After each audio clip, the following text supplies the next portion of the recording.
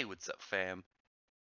Sort of got a little bit right about Gambler's Parade. Once in the previous chapter, we hear about how Komode's kind of altered state works when his blood flows in reverse, and as I said, the blood flowing differently kind of way, and probably somehow affect his oxygen like intake, something around that, and looks like we got something in the chapter about that when he refuses and he goes over. He says, one of the reasons is because how his body works. He can't breathe properly. Almost knocked over my coffee. He can't breathe properly while, in stifling conditions.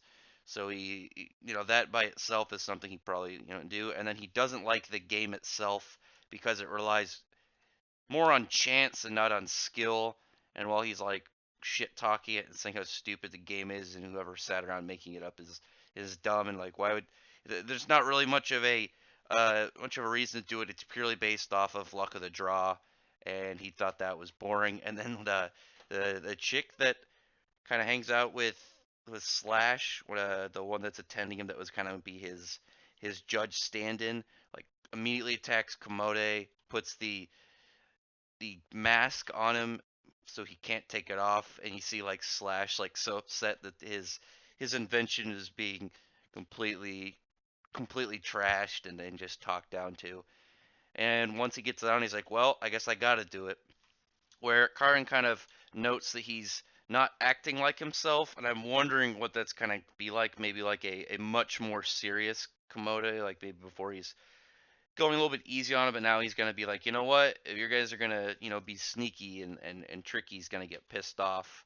And you got this really cool panel of like just his silhouette, and then you got this like really cool design in the background, and just Karn freaking out of what's gonna happen and getting ready to monitor it with that chick. For those, you got the three actually characters that are part of Pink Spider. I don't have their names memorized.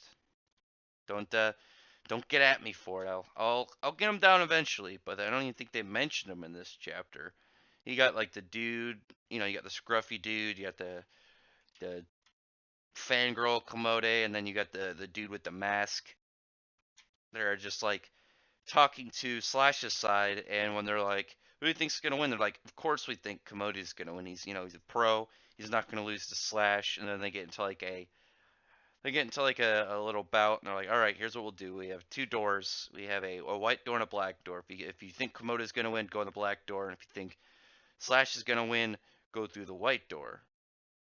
Oh, wait, sorry, that's reversed. Slash go through the black door, and Komodo go through the white door. And they go in the white door, obviously, his three crew. They're not, why would they not go into their leader's representative room to where the room is also set up kind of like how their games are. So however their representatives' oxygen level is at, is what theirs is going to be at. Meanwhile, you see uh, the other team just being like, haha, now you're going to go down if your guy goes down. And Komodo's team just be like, we're fucking fine with that because he's going to win. He ain't shit.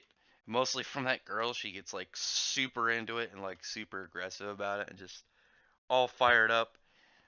So the chapter was pretty quick. It was mostly just kind of that last bit right before the events. And even though not a lot really happened other than you got a little bit of Komode's personality and seemingly something up with him, but also some nice development and character display for his crew and how much they respect him and how much they, believe in his capabilities, which is nice. Like I said, I know somebody in the comments is gonna be like, their names are, and then I'm gonna be like, sorry, man, it's freaking. I think they've all had their names said like once or twice. I'll get their names out. Obviously, it's fresh and new into the series. But anyway, nice chapter, good displays and expansions of characters, and some nice panels. It seems like it's gonna be way more interesting in the next few chapters. This one, like I said, is just mostly that last setup bit and just showing off the confidence in their crews and raising the stakes a little bit in that regard, which was pretty good. But anyway, that's mostly it for this chapter. Tell me what you think about in the comments below. Do you like Gambler's Parade? I think it's fun. It reminds me actually a lot of early Yu-Gi-Oh! When if you've ever read the manga for the original like I played card games very aggressively and sometimes to the death, and that's where this is kind of giving me vibes to.